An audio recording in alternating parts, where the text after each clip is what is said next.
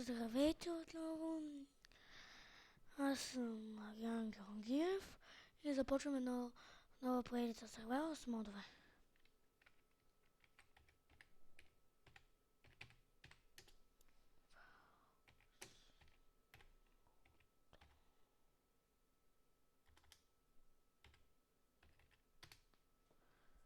И го създаваме.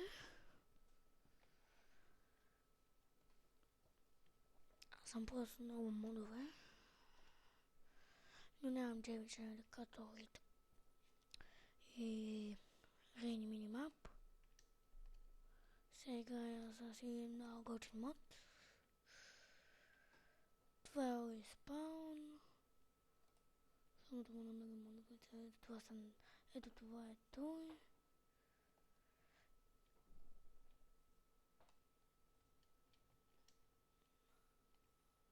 Той е мегата готин.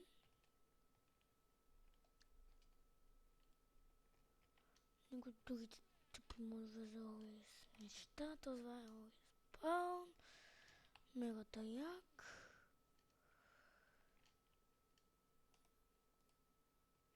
И сега да започваме.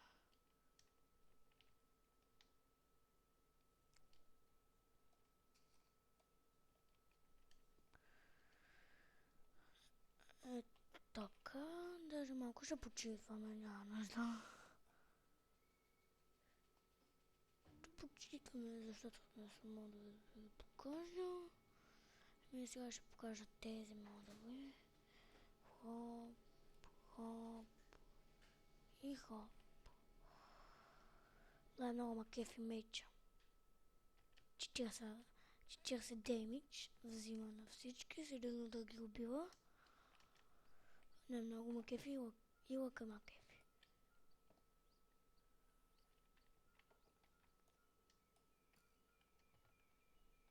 Мама.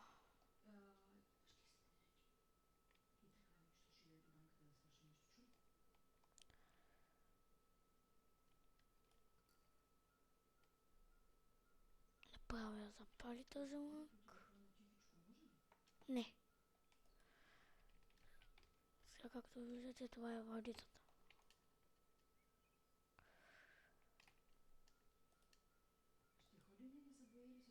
Ще ходим. Така. Както чувате, това са жаби. Сега ще покажа някои от болните. Само да ти кажа, че понеже Мариан мрънка и ще го изкарам към 12:30, пък Емили той няма да ни дойде, докато няма никой. Ето така. Болната е мегата силна. Също нещата са мегата силни. Ето. Това ми е любимото. Сега ще го покажа. Ето с нощ се опитвах да го предвижа до Бургас.